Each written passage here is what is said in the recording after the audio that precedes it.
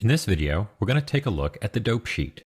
Now, the dope sheet provides a top-level view of our entire animation, and it also allows us to modify the animation in whole or in part.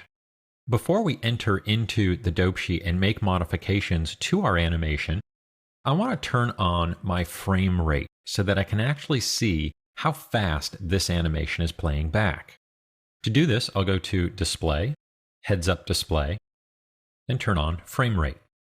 That's going to give me a little frame rate down here in the bottom corner, and let's hit play and see exactly how fast this animation is playing back. So it's playing back at 24 frames per second, and with that, our bird looks like he's moving in slow motion. So we want to speed up the overall timing of this animation. And let's open the dope sheet. I'm going to go to Window, Animation Editors, and choose Dope Sheet. Let's raise this up, and we'll rescale this here a bit so we can see things a little bit better. Currently, there's nothing inside of the dope sheet. We must have an object selected in order for it to show up. I want to select all of the objects that I animated. And my goal here is to change the overall speed of the entire animation. I don't want to lose the sync of my animated objects by moving any of these individually, so I want to manipulate them all at once.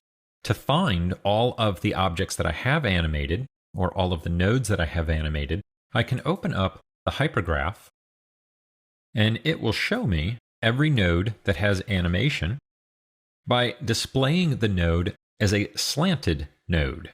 So this object here has keyframes, and we can see that show up in the channel box as well. And I'll hold Shift, and I only want to grab my control handles and not any of the actual joints. So we'll grab that leg handle there, our right leg handle, and then we need our body. There is the upper body handle and the head. We've got the shape node there. Let's grab that. That one's not animated, so we don't need that. So I've got my body, I've got the head, and let's turn off shape nodes. That way it'll make it a little bit easier to see exactly which objects are which. There we go. And again, I don't need any of the joints with the exception of the wing. So you can see the root there, it's slanted because it has an incoming animated connection, and that's basically coming from our control handle there. But I do need the wing. We added rotation to the left wing. Now the right wing is going to follow along because we've made that node connection, so I don't really need to select it.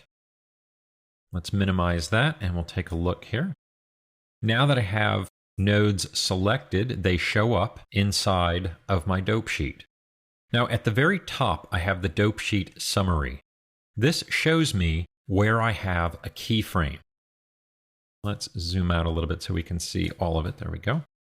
Doesn't exactly tell me what it's attached to, but it tells me that there are keyframes at that particular position in the timeline. So right here, I know I have a keyframe at frame roughly 72.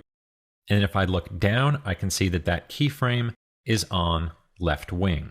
Here, I have all of my selected objects, and we can expand these further to see which channel that it's actually added to.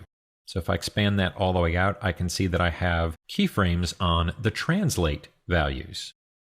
We'll keep that condensed because we don't need to modify any of those individual channels. We want to modify the entire thing. We can select our keyframes just by drawing a marquee. To deselect, we can just click into any empty space there. So I want to scale this animation, so I'm going to select all of my keyframes, and I will use my normal scale hotkey, which is R. So we'll just hit R, and we get a separate manipulator there. And then I can grab that manipulator. I'm just left clicking, and I can scale all of those keyframes at once. We're going to take our animation here and knock this down in half. We were at 120 frames. I'm going to knock it down to 60 frames. And we'll hit play.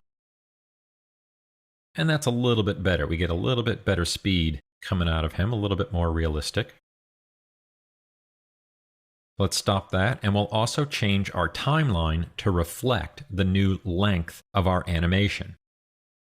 I could choose this one here. That's only going to modify my playback range. I want to modify the entire thing, so we'll change that to 60, the outside value there, and hit play, and now we don't have any of those dead frames in there. And we could, interactively, we can just reduce this down to see if it works a little bit better at a different frame range. I think we'll leave it out there at frame 60. Now I'm going to click off. And inside of our dope sheet here, we could also change smaller portions of our animation. So for instance, let's stop that. If maybe we wanted him to come down and hesitate a little bit before he takes off, I could select just these and scale those down. When I hit play, you can see he hesitates and then goes. Now that doesn't look very realistic. He's kind of stopping in midair there. Or instead of scaling, I could hit W and middle mouse and drag the keyframes that I've chosen. So I can move this little section here out to frame 24, and then he speeds up. So he goes a little bit slow there in the beginning, and then speeds up as he starts to take off. We can click on individual keys as well and manipulate those again through either W or selecting multiple keys and scaling. We move around inside of the dope sheet just like we would inside the hypergraph or hypershade. We just hold Alt and middle mouse and pan through there, and we can also zoom with our right mouse. Ultimately, I'm going to just reset this back, and we'll just keep it right now at half the size of our original animation, and we'll leave it there